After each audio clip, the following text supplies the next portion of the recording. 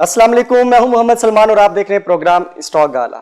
ناظرین اکرام، شیکسپیئر کہتا ہے کہ کچھ لوگ پیدا ہی عظیم ہوتے ہیں اور کچھ لوگ اپنی جد و جہد اور قابلیت کی بدولت ایک زندگی کے اندر ایک نیا مقام حاصل کر لیتے ہیں۔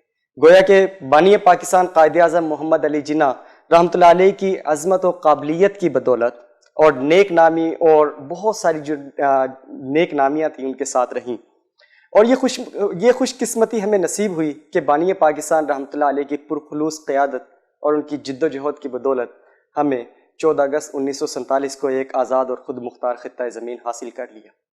لیکن ہمارا کام اصل میں اب شروع ہوا تھا، لیکن واہ حسرتہ ہماری کشتی کو چند ایسے ناخدا ملے جنہوں نے اسے اپنے اقتدار کی خاطر عین منجدھار میں بیار و مددگار چھوڑ دیا۔ ناظرین کرام، 25 دسمبر 1876 کا دن جب جناح پونجا کے گھر ایک عظیم شخصیت پیدا ہوئی، جس بچے کو دیکھتے ہی لوگوں نے کہنا شروع کر دیا کہ یہ بچہ ایک دن بادشاہ بنے گا۔ اب یہ لوگوں کی ایک جس کو ہم کہتے ہیں کہ پرسیپشن بلڈ ہوئی۔ ہمارے معاشرے میں آج قائد اعظم محمد علی جناح رحمۃ اللہ علیہ، جناح کا نام پاکستان کی تاریخ کا سب سے بڑا سرنیم مانا جاتا ہے۔ ناظرین کرام، قائد اعظم رحمۃ اللہ علیہ کی شخصیت پر بات کرنے کے لیے جب ہم لوگوں کو سرچ کرنا شروع کیا ہم نے، تو ہمیں بہت دقت کا سامنا کرنا پڑا، لیکن ہماری خوش قسمتی کہ ہمارے ساتھ آج ایک ایسی شخصیت موجود ہیں جو قائد اعظم رحمۃ اللہ علیہ کے ساتھ تو مکمل طور پر تو کام نہیں کیا، لیکن ان کے زندگی کے اوپر تقریباً 27 سال ان کے ساتھ کام کیا، ان کی زندگی کے اوپر کام کیا۔ ہمارے ساتھ موجود ہیں ایک محقق، ادیب، صحافی اور معتبر شاعر جناب خواجہ حیدر رضی صاحب، خواجہ رضی حیدر صاحب۔ خواجہ صاحب کا جو بچپن سے ہی ان کا جو شغف تھا وہ تصنیف و تالیف کی طرف رہا۔ ان کو یہ اپنی فیملی کی طرف سے ان کے پردادا، ان کے دادا، ان کے والد صاحب سب کے سب کتابیں لکھنے کے شوقین تھے، تو یہ شغف ان کو حاصل ہوا، اور وہ خود بھی اس وقت پاکستان میں بہت ساری جو قائد اعظم رحمۃ اللہ علیہ کے متعلق کتابوں کے مصنف ہیں۔ 1966 میں ایک کتاب آئی، قائد اعظم کے 72 سال، تو ان کی کتاب کو طلائی تمغہ ملا۔ ناظرین اکرام، بلا حیل و حجت ہم آپ کو لے کر چلتے ہیں، ہم تعارف کرواتے ہیں، کسی تعریف کے محتاج نہیں، جناب خواجہ رضی حیدر صاحب۔ السلام علیکم سر۔ وعلیکم سر، کیسے مزاج ہیں آپ؟ بہت اللہ کا فضل ہے۔ آپ کا بہت بہت شکریہ، آپ نے وینس ٹیلی ویژن کے پلیٹ فارم کو عزت بخشی، آج ہمارے چینل کو 4 چاند لگا دیا آپ نے۔ نہیں، یہ تو میرا فرض ہے کہ قائد اعظم کے حوالے سے کسی کونے سے کہیں سے بھی مجھے آواز دی جائے تو میں حاضر ہوں۔ سر بہت بہت شکریہ، بہت آپ نے مجھے قائد اعظم کے حوالے سے مدعو کیا جی، تو میں حاضر ہو گیا ہوں۔ بہت شکریہ سر آپ کا۔ خواجہ صاحب کو جب ہم نے سرچ کرنا شروع کیا تو اب میں وہ دریا کو کوزے میں بند کرنے والی بات ہے، کچھ الفاظ میری زبان سے نکل نہیں رہے، شاید میری یہ ایک انزائٹی ہو سکتی ہے جس کو میں کہہ سکتا ہوں۔ سر، میں آپ سے اگر بات کرنا شروع کروں، میں ایک طفل مکتب قائد اعظم رحمۃ اللہ علیہ کی شخصیت کے متعلق، ہمیں محبت اپنے بابا قوم سے، قائد اعظم محمد علی جناح رحمۃ اللہ علیہ کی جو جوانی کی شخصیت ہے بڑی جاذب رہی۔ ان کا خوش لباس ہونا، ان کا ادب آداب، ان کا رہن سہن، وہ کس طریقے سے آپ اگر آج کی زندگی کے اندر اگر دیکھیں، آج کل کے نوجوانوں کو دیکھیں، تو وہ کس طریقے سے آپ اس کو ایک کمپیریٹیو انالیسز اگر ہم کرنا چاہیں تو کس طریقے سے کر سکتے ہیں؟ بہت شکریہ۔ دیکھیے، قائد اعظم محمد علی جناح کو بچپن سے ہی یہ احساس تھا کہ وہ جس معاشرے میں ہیں، جس انوائرمنٹ میں ہیں، وہاں پر انہیں اپنے آپ کو نمایاں کرنے کے لیے جہاں ایک طرف تعلیم سے کے زیور سے آراستہ ہونا ہے، وہاں دوسری طرف انہیں اپنی شخصیت بھی ایسی بنانی ہے جو لوگوں کے لیے متاثر کن ہو، لوگوں کے لیے قابل قبول ہو۔ اس شخصیت میں جہاں ان کی خوش لباسی شامل تھی، وہاں ان کی صداقت، وہاں ان کی امانت داری، وہاں ان کی جرأت گفتار، وہاں آزادی اظہار کی ان میں صلاحیت اور فراست، بصیرت، یہ تمام چیزیں ان کے اندر موجود بھی تھیں اور انہوں نے ان چیزوں کو ڈیولپ بھی کیا اپنے اندر. پھر جب وہ لندن چلے گئے، یعنی یہ مشکل سے ان کی عمر اس وقت 17 سال کی تھی جب وہ لندن گئے ہیں 1893 میں. جی. تو وہاں پر ان کا جو وہ گئے تو تھے تجارت کی تعلیم حاصل کرنے، بزنس ایڈمنسٹریشن میں، کیونکہ ان کے والد کاروبار کرتے تھے کراچی میں. لیکن وہاں جا کر انہیں اندازہ ہوا یہ کہ یہ کاروبار جو ہے یہ اپنی جگہ ہے. جی. اس سے ذاتی ترقی تو آدمی کر سکتا ہے، لیکن اجتماعی ترقی کے لیے، قوم کو اپنی کی بھلائی کے لیے وہ کیا کر سکتا ہے. اس وقت مسلمانوں کو اور ہندوستان کے لوگوں کو اس بات کی ضرورت ہے کہ وہ ایک آزادانہ زندگی گزار سکیں، ایسی زندگی جو برطانوی راج کے سے نکل کر باہر، اس سامراج سے باہر نکل سکیں، وہ گزار سکیں. سو انہوں نے اس کے لیے طے کیا کہ انہیں قانون کی تعلیم حاصل کرنا چاہیے، کیونکہ اس وقت بر صغیر کی سیاست میں جو لوگ ان تھے اور جو لوگ بہت زیادہ اہم تھے، ان میں بیشتر لوگ وکیل تھے، بیرسٹر تھے، لائر تھے وہ لوگ، اور وہی سیاست میں دخیل ہوتے تھے. کیوں؟ تو ایسی صورت میں انہوں نے طے کیا کہ مجھے وکالت کی تعلیم حاصل کر لینا چاہیے، اور انہوں نے لنکن انز میں داخلہ لے لیا، جہاں سے انہوں نے 2 سال کے عرصے میں بار اٹلا کیا. یہ جس وقت بار اٹلا کیا تو فاطمہ جناح نے اپنی کتاب مائی برادر میں لکھا ہے کہ اس وقت وہ سب سے کم عمر بیرسٹر تھے. انہوں نے 19 سال اور کچھ مہینے کی ان کی عمر تھی جس وقت انہوں نے بیرسٹر.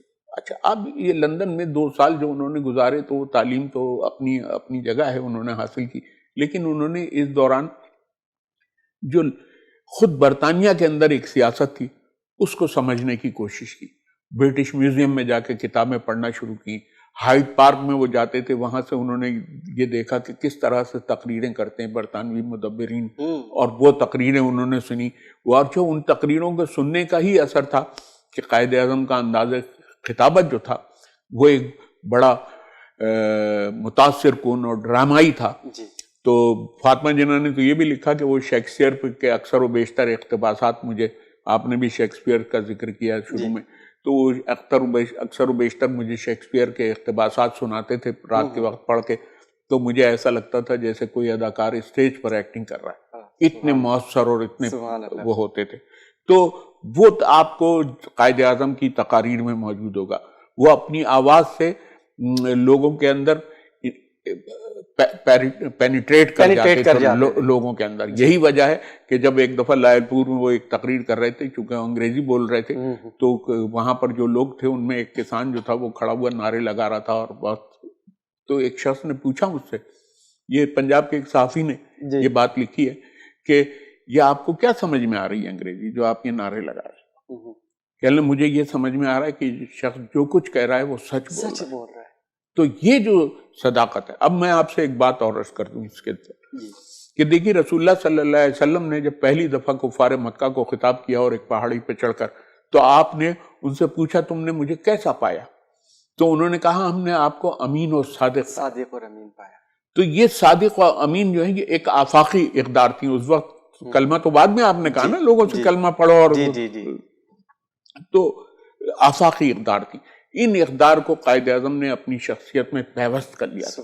وہ ان کی وکالت کے حوالے سے اور دوسری نجی زندگی کے حوالے سے بہت ساری مثالیں ایسی موجود ہیں جہاں وہ امانت دار نظر آتے ہیں، جہاں وہ اور صادق تو ہمیشہ وہ نظر آئے کہ صداقت ان کے سے وابستہ ہو گئی تھی اس طرح سے، اور ہر آدمی کو پتا تھا کہ جنہا جو کچھ کہہ رہا ہے وہ سچ کہہ رہا ہے. تو یہ ساری چیزیں جو تھیں، ان ساری چیزوں نے، ان تمام خصوصیات نے، ان تمام صفات نے مل کر قائد اعظم کی شخصیت کو بلڈ اپ کیا تھا. اور یہ ایک ایسی شخصیت بلڈ اپ ہو گئی تھی جو اس وقت جو بر صغیر کی سیاست میں مسلمان داخل تھے ان میں چند ہی لوگ تھے ایسے جو ان صفات کے حامل تھے. میں بلا تردد یہ بات عرض کر دوں کہ اس وقت جس وقت قائد اعظم ایکٹیو پالیٹکس میں اندر آ گئے تھے اور مسلمانوں کے لیے جد و جہد کر رہے تھے، اس وقت جو تھے وہ علامہ اقبال، شاعر مشرق علامہ اقبال، بہت اہم ترین آدمی اس وقت موجود تھے. اور اس سے کچھ پہلے مولانا محمد علی جوہر ایسے آدمی جی موجود تھے. تو یہ دونوں, اچھا مولانا محمد علی جوہر بھی جو تھے بہت ہی فائرنگ اسپیکر تھے, بہت ان کا بھی ایک کرشمہ تھا, ایک وہ تھا. اور اس کے بعد جب جناح اندر آئے تو وہ بھی اسی طرح کے تھے. تو ہم دیکھتے ہیں کہ یہ ایسی شخصیات نہیں بن جاتی ہیں. جی انہیں نہ صرف یہ کہ وہ حالات کو سمجھتی ہیں پورے طور پر کہ انہیں کیا کرنا ہے, اس وقت کے تقاضے کیا ہیں, ان کو پیش نظر رکھتی ہیں, اور دوسری چیز یہ کہ اپنی شخصیت کو ان حالات و واقعات کے کو ڈیل کرنے کے لیے ڈھال لیتی ہیں اپنے آپ کو. تو قائد اعظم نے بھی اپنے آپ کو اسی طرح ڈھال لیا. اچھا سر, اگر ہم آگے کی طرف چلیں اس سفر کو, اس کے اوپر بات کرنے کے لیے جب ہم بیٹھیں گے تو یقیناً وقت کم پڑ جائے گا. قائد اعظم محمد علی جناح رحمۃ اللہ علیہ کی شخصیت ایک ایسی شخصیت ہے. قائد اعظم رحمۃ اللہ علیہ کے بارے میں یہ کہا جاتا ہے کہ 20ویں صدی کے عظیم بصیرت رکھنے والے ایک پولیٹیشین کہہ لیں یا ان کو ایک لیڈر کہہ لیں, وہ تھے, اور ان سے لاکھوں افراد متاثر ہوئے.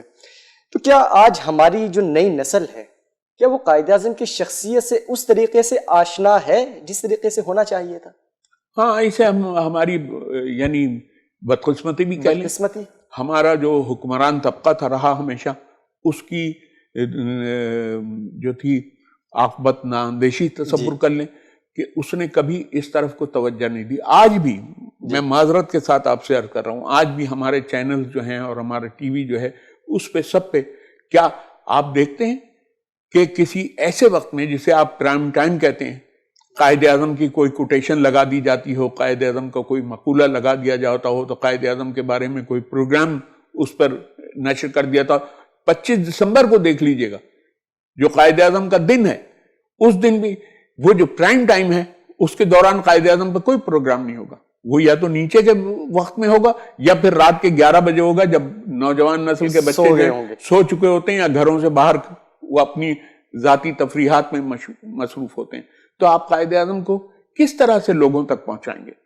اس کے لیے ضروری یہ ہے کہ آپ کو ہمہ وقت, میں نے جیسے پہلے بھی کئی دفعہ میں عرض کر چکا ہوں یہ چینلز پہ, کہ بھائی کوئی ضروری ہے کہ 25 دسمبر ہی کو قائد اعظم کا ذکر کیا جائے.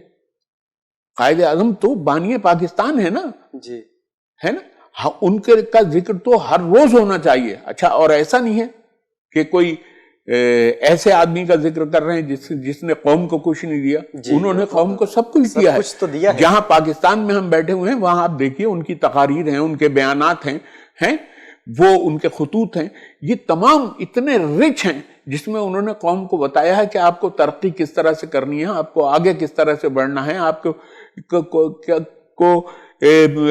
مطالبہ پاکستان کو منظور کرانے کے لیے کس قسم کے اتحاد کا مظاہرہ کرنا ہے, پھر پاکستان کو کس طرح سے ترقی دینا ہے, یہ سب کچھ اس میں کہا ہوا ہے. تو کیا آپ کو 365 دنوں میں 365 کوٹ نہیں مل رہے ہیں وہاں سے؟ یہ تو سر ہمارا المیہ ہے نا کہ ہم اس طریقے سے اس چیز کو ایڈریس ہی نہیں کر پا رہے, اور نوجوان نسل کو جب ہم مین سٹریم میڈیا پر بیٹھ کر یا ہمارے اساتذہ یا ہمارے جو اسکول کالجز ہیں, یونیورسٹیز ہیں, وہاں پر اس طرح کی بات نہیں ہوگی تو ظاہر سی بات ہے پھر عوام نوجوان نسل کو اس طریقے سے. اب میں آپ سے ایک بات اور عرض کر دوں, جب آپ نے یہ بات کہی ہے تو معاف کیجئے گا, میں آپ کو سر ایک وقفہ لے لیں, وقفے کے بعد ہم دوبارہ یہیں سے ہم شروع کر لیتے ہیں. بالکل. ناظرین پروگرام میں ایک وقفہ شامل کرتے ہیں, وقفے کے بعد حاضر ہوتے ہیں.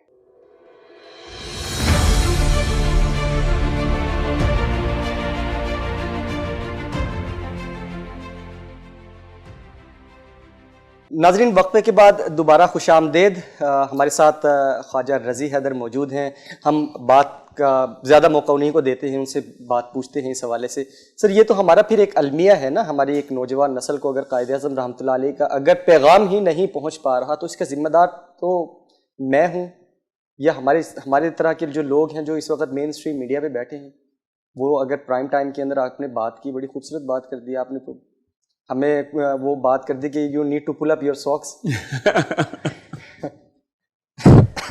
اصل بات یہ دیکھیے کہ جیسے عام طور پہ کہا جاتا ہے یونیورسٹیز میں, کالجز میں, اس میں جو ٹیچرز ہیں, اساتذہ ہیں, جی وہ ان کو اس طرف توجہ دینی چاہیے. لیکن میں آپ سے عرض کروں کہ جب تک آپ کوئی اس کے لیے مخصوص نہیں کریں گے کوئی وقت, ہے نا, مراد یہ ایک آدمی کیمسٹری پڑھا رہا ہے تو یہ ہاؤ اٹ از پاسبل کہ وہ اس درمیان میں قائد اعظم کا ذکر شروع کر دے، ہے نا؟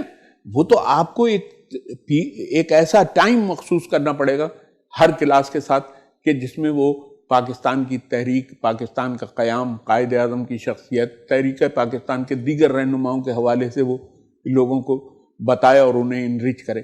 تو وہ ہمارے یہاں ہے نہیں. عجیب اتفاق یہ ہے کہ پاکستان اسٹڈیز جو ہے اس کا پاکستان اسٹڈی کے ڈپارٹمنٹس ہماری یونیورسٹیز میں موجود ہیں، لیکن اس کے باوجود پاکستان اسٹڈیز جو ہے کمپلسری سبجیکٹ نہیں ہے. جو سائنس پڑھ رہا ہے وہ نہیں پڑھ رہا ہے نا، جو کامرس پڑھ رہا ہے وہ نہیں پڑھ رہا ہے نا. جو آپ نے صرف جو ہیومینٹیز کا حصہ ہے جس میں اس میں آپ پڑھا رہے ہیں تو وہ تو ویسے ہی پڑھ لے گا. تو آپ کو چاہیے کہ سب کو باور کرانے کے لیے مکمل طور پر اس کے لیے ٹھوس لائحہ عمل بنائیں. تو اس طرح سے ہم قائد اعظم کو نوجوان نسل تک پہنچا سکتے ہیں. یہاں ایک بات اور عرض کر دوں، میرا چونکہ بڑا انٹریکشن رہتا ہے، میں کالجز میں، یونیورسٹیز وغیرہ میں بھی بلایا جاتا ہوں تو میں وہاں بھی جاتا ہوں. تو ایسا نہیں ہے کہ نوجوان نسل جو ہے وہ بالکل لا تعلق ہے. میں دیکھتا ہوں وہاں پر لوگ بڑے جذباتی انداز میں شرکت کرتے ہیں ان جلسوں میں. وہ قائد اعظم کے بارے میں سوالات کرتے ہیں، جوابات وہ چاہتے ہیں ہو جائیں. پھر جب تقریب ختم ہو جاتی ہے تو مجھ سے بہت سارے سوال کرتے ہیں، مجھ سے پوچھتے ہیں کیسے اور ہمیں معلومات ہوگی. تو ہماری جو نوجوان نسل ہے اس میں اپنی تاریخ کو جاننے کا ایک انزائٹی تو ہے، جذبہ موجود ہے. اچھا ایک بات اب یہاں پر اور میں عرض کر دوں، جیسے قائد اعظم نے اسلامیہ یونیورسٹی پشاور کے طالب علموں سے خطاب کرتے ہوئے کہا تھا کہ اپنی تاریخ کے سائے میں سانس لیتے رہیے تو آپ ایک عظمت کے نئے دور کا آغاز کریں گے. ہیں تو کم سے کم ہمیں قائد اعظم کے اس قول کی روشنی میں ہی نئی نسل کو باور کرانا چاہیے کہ ہماری تاریخ ہے کیا. کیا بات ہے، بہت خوبصورت، جس کے سائے میں ہمیں سانس لینا ہے. بہت خوبصورت بات کی سر، بہت خوبصورت بات کی. ہم پروگرام کو ذرا آگے لے کر چلتے ہیں. کشمیر کے حوالے سے قائد اعظم رحمۃ اللہ علیہ نے کہا تھا کہ پاکستان کی شہرک ہے، اور اس وقت کشمیر جس کو ہم آج مقبوضہ کشمیر کہہ رہے ہیں یہ ایک فسطائی RSS کے زیر تلے دبی ہے، اور بھارتیہ جنتا پارٹی جو ہے اس وقت برسر اقتدار ہے، اور وہاں پہ جو اس وقت انسانی حقوق کی جو ہے سخت خلاف ورزیاں ہو رہی ہیں. ہم قائد اعظم رحمۃ اللہ کی کون سے نقش قدم پر چلیں، کن نقش قدم پر چلیں کہ ہم کشمیر کو آزاد کروا سکتے ہیں؟ دیکھیے بات یہ بنیادی تو کہ قائد اعظم کو کشمیر سے انہوں نے ایک جگہ کہا ہے آئی لو کشمیر، ہے نا؟ انہیں محبت تھی کشمیر سے، اسی لیے وہ اکثر و بیشتر اپنی تعطیلات گزارنے کے لیے کشمیر چلے جاتے. ان کی وہاں پر ہاؤس بوٹس تھیں انہوں نے خریدی ہوئی تھیں جس میں وہ رہائش اختیار کرتے تھے، اور کشمیری لوگوں سے ان کا انٹریکشن بھی تھا.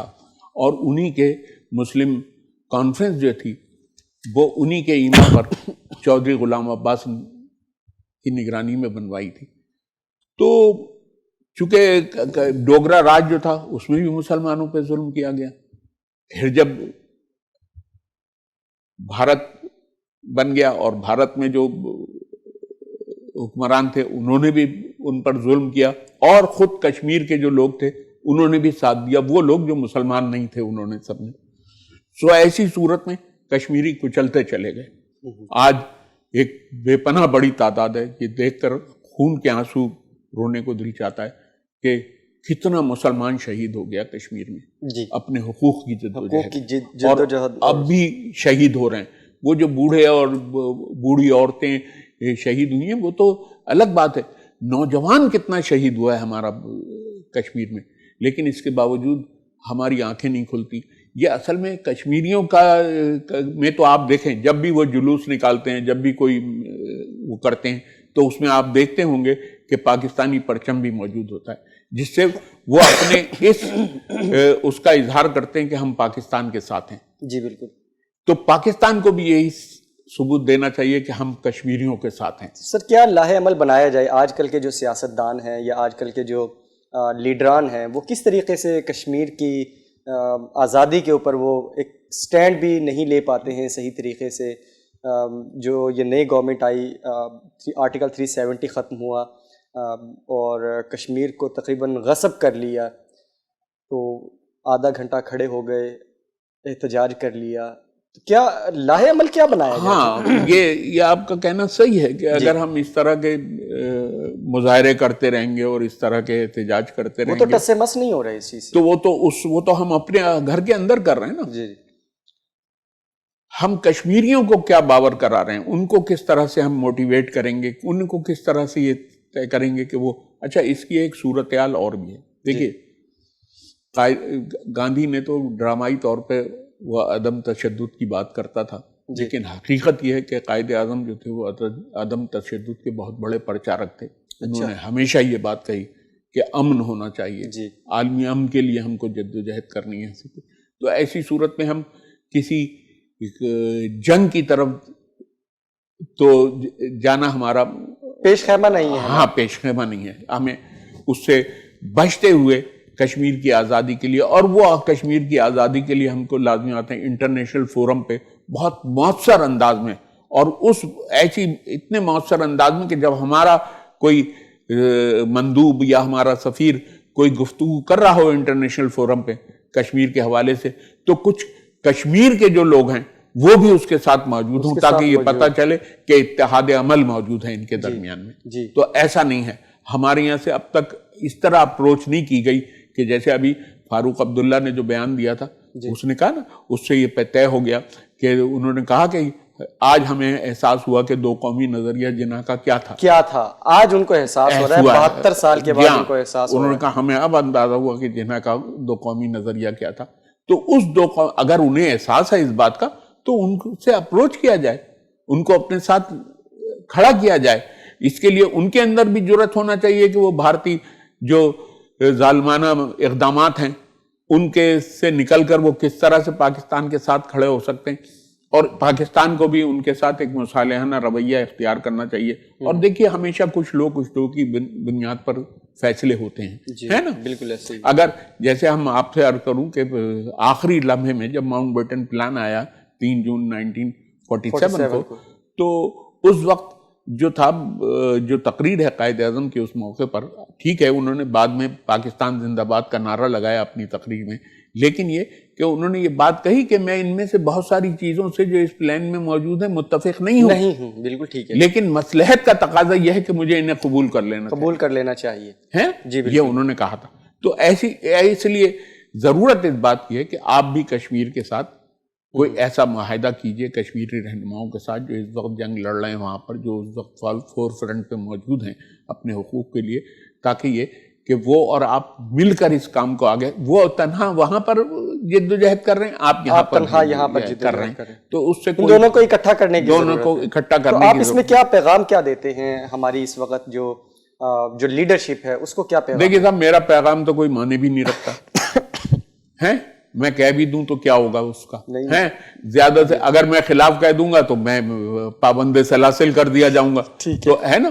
تو لیکن یہ کہ یہ ہمارے جو حکمران ہیں انہیں خود سوچنا چاہیے کہ وہ جو ہیں خارجہ امور پر اتنی اہمیت رکھتے ہیں, اتنی بصیرت رکھتے ہیں, کہ انہیں خود سوچنا چاہیے کہ وہ کشمیریوں کے حقوق کے لیے کس طرح سے جدوجہد کو آگے بڑھا سکتے ہیں اور کشمیر کو کس طرح سے آزادی دلا سکتے ہیں.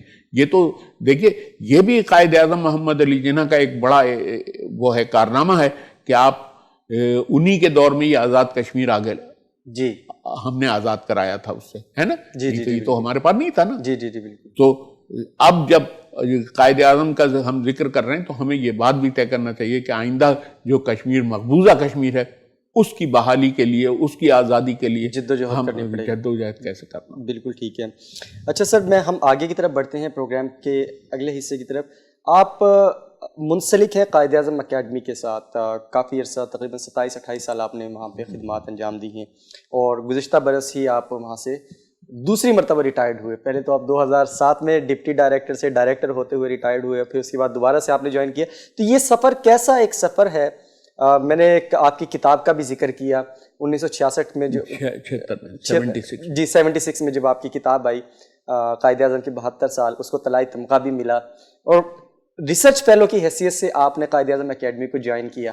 زمانہ طالب علمی سے آپ کا شغف جو ہے وہ اس طرف رہا, اور ایز اے ریسرچ فیلو آپ نے قائد اعظم اکیڈمی کو جوائن کیا. تو یہ سفر کیسا ہے آپ کا؟ یہ دیکھیے بات بنیادی یہ ہے کہ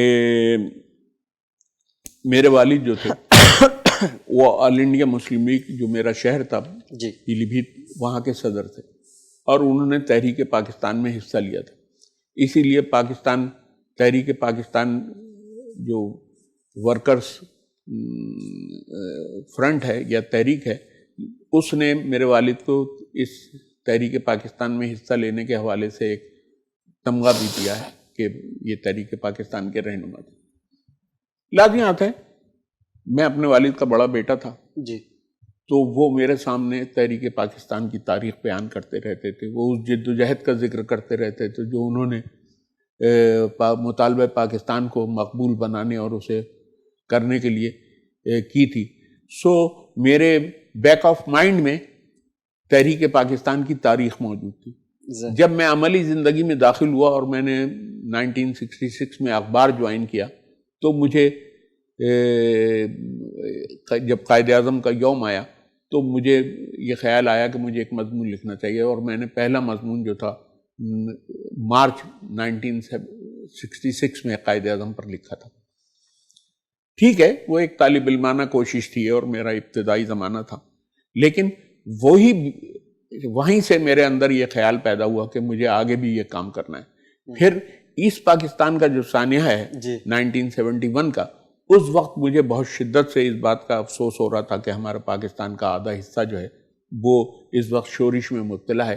اس زمانے میں میں نے بہت سارے انٹرویوز کیے تحریک پاکستان کے رہنماؤں. حریت کے ساتھ بھی آپ منسلک رہے؟ جی ہاں، وہی حریت اخبار میں تھا میں. تو میں نے بہت سارے تحریک پاکستان کے رہنماؤں کے انٹرویوز کیے، اور یہ انٹرویوز جو ہیں وہ اس وقت شائع بھی ہوئے سارے کے سارے. سو ایسی صورت میں میرے تحریک پاکستان کی تاریخ سے میری قربت، ذہنی قربت جو تھی بڑھتی چلی گئی. اور ایک مرحلہ ایسا آیا کہ جب حکومت پاکستان نے اعلان کیا کہ وہ 1976 میں قائد اعظم کا 100 سالہ جشن پیدائش منا رہی ہے اور اس موقع پر ایک بہت بڑی کانفرنس بھی کریں گے. سو میرے ایک بزرگ تھے جو صحافت میں میرے ساتھ تھے، میرے سینئر تھے، انہوں نے مجھے مشورہ دیا کہ تم اتنے مضامین لکھتے ہوئے قائد اعظم اور تحریک پاکستان کے حوالے سے، تم قائد اعظم پر ایک کتاب لکھنا شروع کرو.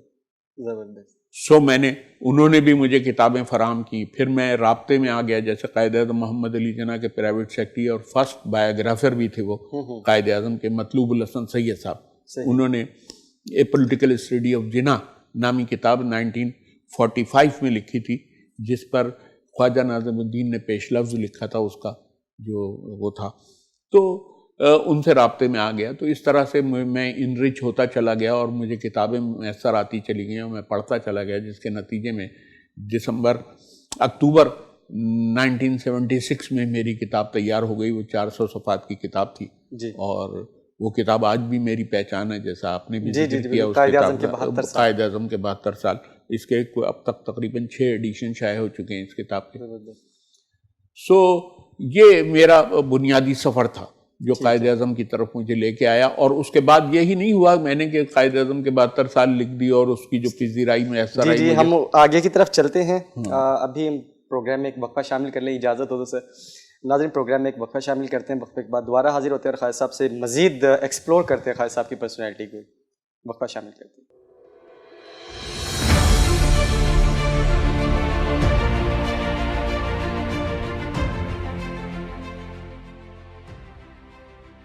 جی ناظرین کرام، وقفے کے بعد دوبارہ خوش آمدید. ہمارے ساتھ موجود ہیں خالد صاحب. خالد صاحب، آپ کی ڈائریکٹرشپ کے دوران تقریباً 100 سے زائد کتب قائد اعظم رحمۃ اللہ علیہ کے جو اکیڈمی ہے، قائد اعظم رحمۃ اللہ علیہ قائد اعظم اکیڈمی، وہاں پر کتب شائع ہوئی ہیں. مزید آپ ہمیں یہ بتائیے کہ آج تک قائد اعظم رحمۃ اللہ علیہ پر کتنی کتابیں لکھی جا چکی ہیں اور کتنی اس وقت کوالٹیٹیو جو ایک ہے نا کہ ہر انسان نے ہی شروع کر دیا کہ کسی کا لٹریچر اٹھا کے اپنی کتاب میں ڈالا اور اپنی جس کو ہم کہتے ہیں کہ امیٹیشن شروع کر دی.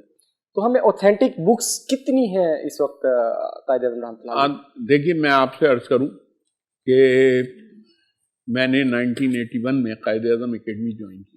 اس وقت وہاں کے ڈائریکٹر تھے پروفیسر شریف المجاہد، جو انٹرنیشنل لیول کے ہسٹورین تھے، اور ان کا قائد اعظم پر بڑا اہم ترین کام ہے ہمیشہ کا.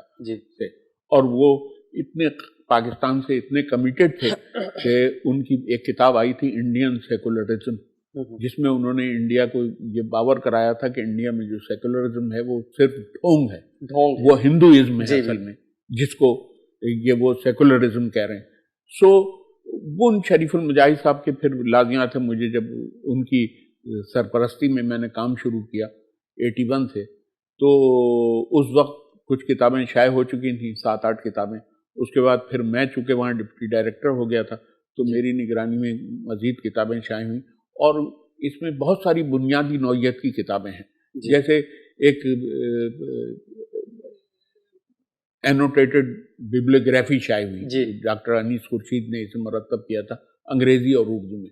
قائد اعظم پر پہلا مضمون کب چھپ ہوا، شائع ہوا، وہاں سے لے کر اور 1977 تک 76 تک جو مضامین شائع ہوئے سب کے سب اس میں ان کے حوالات جات درج ہیں، بیبلیوگرافی ان کی موجود ہے. اسی طرح انگریزی میں انہوں نے کام کیا تھا. یہ کتاب آج بھی بڑی اہم کتاب ہے. جو آدمی قائد اعظم پہ ریسرچ کرنا چاہے اس کتاب سے اس سے بہت سارے مواد کی نشاندہی ہو جاتی ہے. اسی طرح سے بعد میں پروفیسر شریف المجاہد کی کتاب شائع ہوئی، تو جو جناح انٹرپریٹیشن تھی، وہ جناح اسٹڈیز ان انٹرپریٹیشن، وہ بڑی اہم کتاب تھی، 800-900 صفحات کی کتاب تھی، اور اس میں انہوں نے اتنا مواد شامل کر دیا تھا اور اتنی جناح کے حوالے سے اتنی معلومات موجود تھی کہ میں تو اکثر و بیشتر اس کتاب کو پڑھتا تھا، اور میں شریف المجاہد صاحب سے ہنس کے کہتا تھا، وہ کہتے تھے کیا پڑھ رہے ہیں؟ میں کہتا تھا میں آپ یہ جناح کی بائبل پڑھ رہا ہوں. جناح کی بائبل تو وہ ہنستے تھے، کہتے تھے اچھا. میں کہا اس کے بغیر آگے چلا نہیں جا سکتا. تو قائد اعظم اکیڈمی سے تقریباً 100 سے زائد کتابیں شائع ہوئی. یہ سب بنیادی نوعیت کی کتابیں ہیں، جس میں فاطمہ جناح کی کتاب بھی شامل ہے، مائی برادر. اور اس مائی برادر کو ایڈٹ شریف المجاہد صاحب نے کیا تھا، اور اس کا اردو ٹرانسلیشن میں نے کیا تھا. تو بہت ساری کتابیں ہیں جو بڑی اہم ہیں. اس کے علاوہ اب میں 2006 میں ریٹائر ہو گیا تھا. تو ریٹائر ہونے سے یہ نہ سمجھیں کہ میں پینشنر ہوں. تو وہ اس وقت قائد اعظم اکیڈمی میں پینشن نہیں ہوتی تھی، تو میں آج تک پینشن سے محروم ہوں. لیکن یہ کہ پھر مجھے حکومت نے 2016 میں کہا کہ یہ اکیڈمی جو ہے یہ دوبارہ سے اس کا ختم ہو رہی ہے آہستہ آہستہ. اور بالکل، اور حقیقت یہ کہ تباہال اکیڈمی تھی. میں وہاں پر گیا اور 3 سال کے اندر پھر میں نے اس اکیڈمی دوبارہ سے اٹھا دیا سارا کا سارا کر کے. اور اس کی کتابیں بھی میں نے 8-9 کتابیں شائع کی. میں نے وہاں پر اجلاس، بہت سارے سیمینار کرائے، بہت سارے تقاریر کروائیں لوگوں سے. تو وہ اس کو ایکٹیویٹ کرنا تھا تو وہ کر دی تھی الحمدللہ. اچھا سر، ہم اسی کے اندر سر میں آپ کی بات کو قطع کلامی معاف، اب تقریباً 46 برس ہو جائیں گے، اور 4 برس کے بعد تقریباً نصف صدی بیت جائے گی قائد اعظم اکیڈمی کی جو قیام ہے اس کو. تو اس ادارے کو آپ کے خیال میں کیا کچھ چیزیں ہیں جو رہ گئی ہیں، گرے ایریاز کہیں رہ گئی ہیں؟ تو جی ہاں، دیکھیے اس ادارے میں 35,000 سے زائد کتاب موجود ہے، ڈاکومنٹس موجود ہیں، قائد اعظم پیپر ہیں، مسلم لیگ کے ڈاکومنٹس ہیں، سردار نشتر کا کلیکشن ہے، اور بہت سارے کلیکشنز موجود ہیں. ان سب کو ڈیجیٹلائز ہونا چاہیے تاکہ یہ محفوظ ہو سکیں اور عام آدمی کی دسترس میں ہو. یعنی کوئی ضروری نہیں ہے اس کے لیے کہ آدمی قائد اعظم اکیڈمی چل کر آئے، وہ نیٹ پہ جائے اور نکال لے. موبائل میں موجود. اس طرح کے کام ہونا چاہیے تھے جو یا لازمیات فنڈنگ نہ ہونے کی وجہ سے یا وہ نہیں ہو سکیں. لیکن قائد اعظم اکیڈمی آگے بہت گرو کر سکتی ہے، بہت ترقی کر سکتی ہے. سر ایک بہت بنیادی سوال ہے، اور میں طفل مکتب ہونے کے ناطے اگر میرے الفاظ میں کوئی ایک جذباتیت ہے میرے الفاظ میں تو اس کا اندازہ کیجیے گا. اس سال پاکستان میں قائد اعظم رحمۃ اللہ علیہ کا جو یوم پیدائش ہے 145واں یوم پیدائش منایا جائے گا.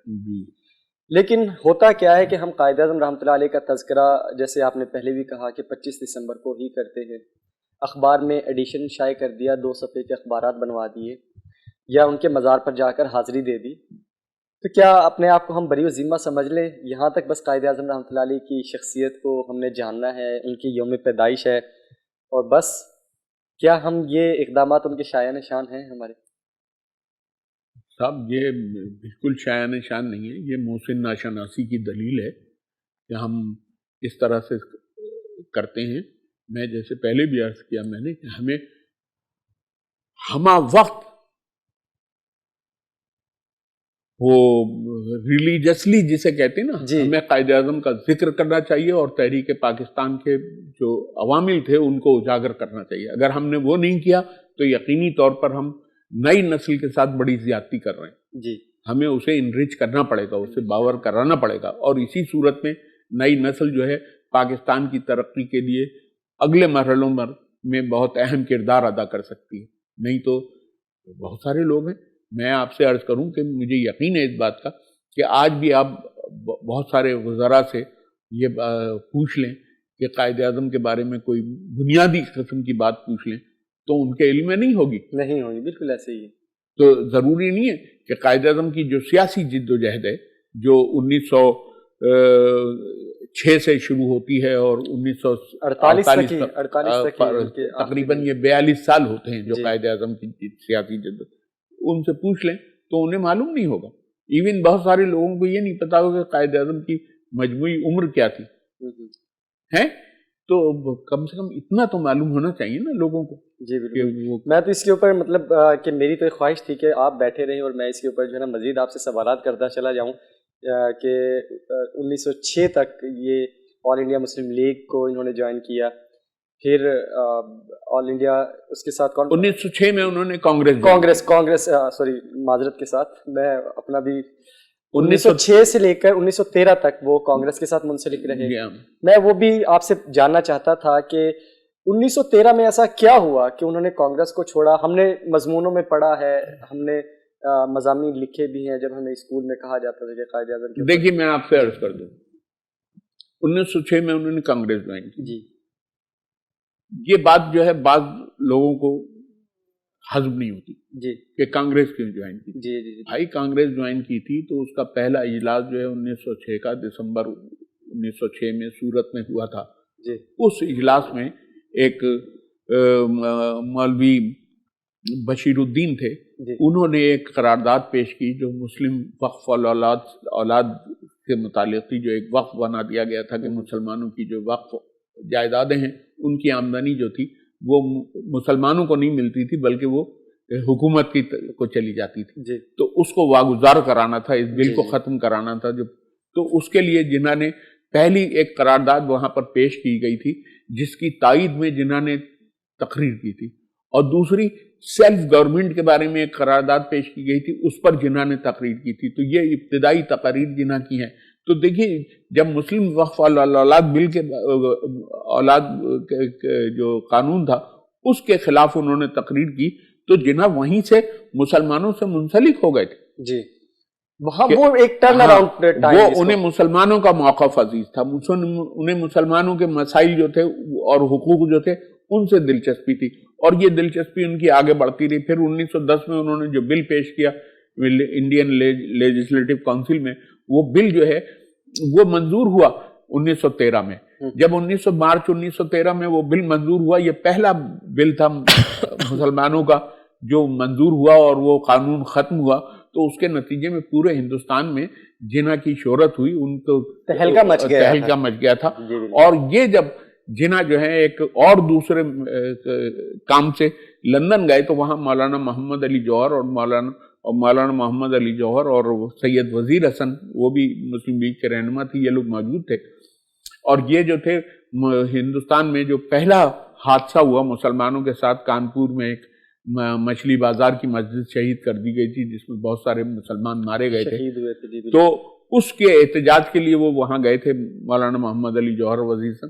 تو ان کی وہاں جب ملاقات ہوئی ان دونوں رہنماؤں سے تو ان دونوں رہنماؤں نے کہا کہ اب آپ مسلمانوں کے لیے بڑے معتبر ہو گئے ہیں اور آپ مسلمان چارج لینا چاہیے. آپ تو انہوں نے پھر اکتوبر 1913 میں آل انڈیا مسلم لیگ کو جوائن کر لیا. اور میرے اندر یہ ایک انزائٹی تھی سر اس حوالے سے، کلیئرٹی کے حوالے سے. کانگریس کو جوائن کیا، لوگوں کے اندر بھی اس چیز کے بارے میں ہے، پہلے کانگریس کو ہی کیوں جوائن کیا، آج آپ نے اس کو مکمل طور پہ بتا دیا.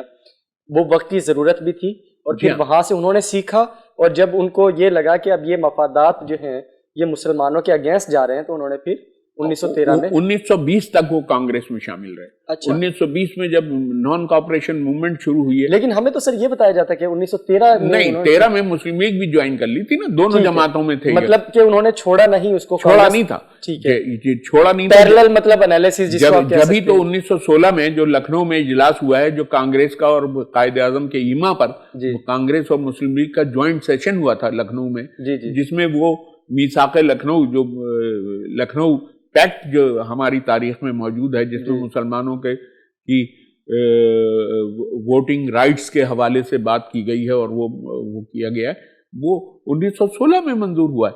और वहीं पर उस जिन्होंने जो तकरीर की वो इतनी अहम थी कि वो न सिर्फ हिंदुओं के लिए बड़ी बामानी थी, मुसलमानों के लिए भी बड़ी बाहौसला तकरीर थी, जिसके नतीजे में उस वक्त की कांग्रेसी रहनुमा और बड़ी शायरा थी सरोजनी नायडू, उन्हें नाइटिंगेल ऑफ इंडिया कहा जाता था, उन्होंने कायदे आजम की तकारीर मुरतब करके एक किताब लिखी थी और उस किताब का नाम रखा था ambassador of Hindu Muslim unity. तो आप देखिए कि वो ये तो 1916 में ही ये तय हो गया था कि कायदे आजम दो कौमी नजरिए की बुनियाद बानी भी हैं और इसके सबसे बड़े वकील भी। बिल्कुल सर। सर प्रोग्राम का बिल्कुल आखिरी मिनट है, मैं एक बहुत अदब के साथ आपसे सवाल करना चाहता हूं कि आप एक अरसा दराज से एक प्रिंट मीडिया के साथ आप मुंसलिक हैं, बहसीयत सहाफ़ी भी, तो आपको क्या लगता है कि ज़राए इब्लाग इसके जो इदारे हैं, क्या वो कमा हक़ को अपनी तमाम जिम्मेदारियाँ इस वक्त पूरी कर रहे हैं, ख़ास करके आजकल की जनरेशन के हवाले से और कायदे आज़म रहमतुल्लाह अलैह की शख्सियत के हवाले से, और आप क्या पैगाम देना चाहते हैं आखिर में? देखिए, बात यह है कि इस वक्त प्रिंट मीडिया हो या आपका इलेक्ट्रॉनिक मीडिया, इस पे सब पे जो है नौजवान नस्ल की तरबियत के हवाले से कोई प्रोग्राम नहीं। सारे प्रोग्राम जो सियासी हैं जी, और समाजी नौइयत के हैं और फैशनिस्ट क्लास को अट्रैक्ट करने के लिए किए जाते हैं प्रोग्राम। ठीक है, आप सुबह मॉर्निंग शोज देख लीजिए, शाम रात के शोज देख लीजिए, सब में ये सूरत हाल है। तो ये तो हमें मजमूई तौर पर इस बात का फैसला करना पड़ेगा कि क्या इन्हीं प्रोग्रामों पे हमें इंहिसार करना है या नई नस्ल की तरबियत के लिए कोई तालीमी प्रोग्राम। देखिए, तालीमी प्रोग्राम कोई नहीं होता आपके चैनल्स पे, जो असल बात है। क्या कभी ऐसा हुआ कि आपने एक सीनियर तरीन प्रोफेसर को बुलाया हो और वो बैठकर तालिब इल्मों से गुफ्तगू कर रहा हो? ऐसा नहीं होता है। ये अब सोशल मीडिया पे होने लगा है कि बहुत सारे लोग ऐसे सामने आ गए हैं जो गुफ्तगू करते हैं, उनको बताते हैं अखलाक क्या है, उनको बताते हैं सदाकत क्या है, अमानतदारी क्या है, जुर्रत इजहार कैसे आदमी के अंदर पैदा होती है, फैसला करने की सलाहियत कैसे डेवलप होती है, ये सब आप बता रहे हैं। तो इसलिए इस बात पर हमें गौर करना चाहिए, सोचना चाहिए कि हम नौजवान नस्ल के लिए अपने जो भी हमारे ज़राए हैं उनको किस तरह से पॉजिटिवली उनका इस्तेमाल कर सकते हैं। सर, निहायत अदब के साथ आपका बहुत बहुत शुक्रिया। आपका बहुत शुक्रिया कि आपने मुझे बुलाया और इज्जत दी मुझे। सर, हमारे वीनस टीवी का जो प्लेटफॉर्म है उसको आज 4 चांद लगे कि हमारे साथ एक मोतबर शख्सियत मौजूद थे, हमारे साथ मौजूद रहे ख्वाजा रज़ी हैदर साहब। हम इनके इंतहाई मशकूर हैं। इन्होंने अपने कीमती वक्त से हमारे लिए 11th आवर में हमने इनके साथ 2 दिन पहले हमारी इनके साथ गुफ्तगू हुई और इन्होंने फ़ौरन अपनी हाज़िरी के लिए हमारी इस्तदा को कबूल किया। अब हम दोबारा से इनके मशकूर हैं और सर जहाँ जहाँ हमें मौका मिलता रहेगा हम कोशिश करेंगे कि आपको दोबारा से रहमत दें। इंशाअल्लाह। बहुत शुक्रिया, बहुत शुक्रिया, बहुत शुक्रिया। नाज़रीन, प्रोग्राम का वक्त ख़त्म होता है, आपसे इजाज़त चाहते हैं और इंशाअल्लाह आपसे मुलाकात होगी पीर को। अल्लाह हाफ़िज़।